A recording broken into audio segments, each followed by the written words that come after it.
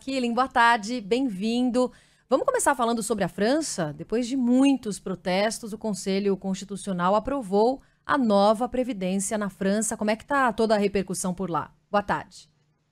Boa tarde, Roberta, Renan e a todos. Foram muitos protestos, né? 12 dias de protestos, mas desde quando essa proposta ganhou corpo no governo francês, muitos sindicalistas foram às ruas protestar contra a reforma da Previdência, que tem como ponto mais sensível o aumento da idade mínima para aposentadoria de 62 para 64 anos. Mas o Conselho Constitucional, que reúne 9 juízes, aprovou esse termo mais sensível, né, da reforma da Previdência. Não aprovou outras questões menos sensíveis, mas dá para falar que é uma vitória do presidente Emmanuel Macron, que está levando essa proposta, apesar dela ser muito impopular. 70% dos franceses não concordam com essa reforma da Previdência. A principal reclamação é que a conta sempre é paga pelos trabalhadores e, na visão de muitos franceses,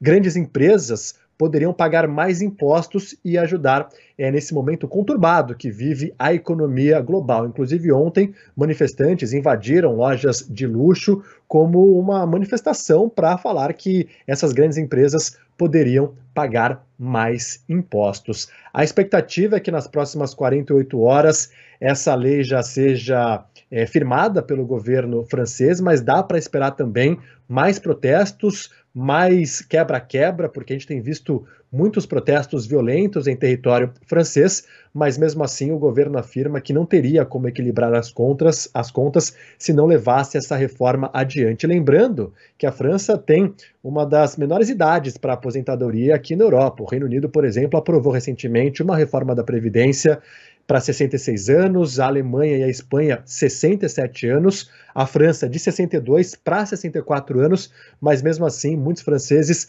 não concordam, afirmando que haveria outras formas aí do governo conseguir arrecadar dinheiro e equilibrar as contas por lá. Tá certo. O pessoal sabe fazer protesto na França, né? A gente acompanhou as imagens aí nos últimos tempos.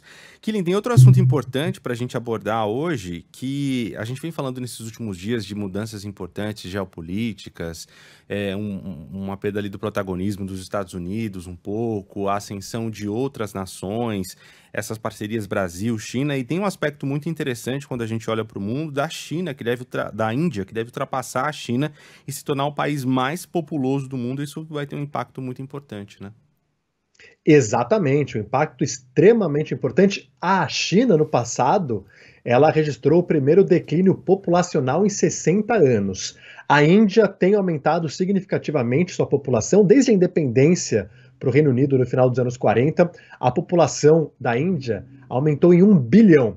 Desde o último censo, em 2011, a população da Índia aumentou em mais de 200 milhões. Isso é o equivalente a um Brasil durante esse período. Então, tem reflexos muito significativos, porque você tem na Índia uma vasta mão de obra. Hoje a Índia é a 5ª maior economia do mundo, à frente, inclusive, do Reino Unido, e tem mais de 40% da população com 25 anos ou menos. É uma população jovem que está entrando no mercado de trabalho, e a Índia conseguiu, apesar de vários problemas, ter um pouquinho de organização. Hoje as pessoas têm mais acesso à educação, têm mais acesso a saneamento básico, apesar de, sim, ter muita pobreza por lá, mas está vindo uma nova geração bastante preparada para o mercado de trabalho.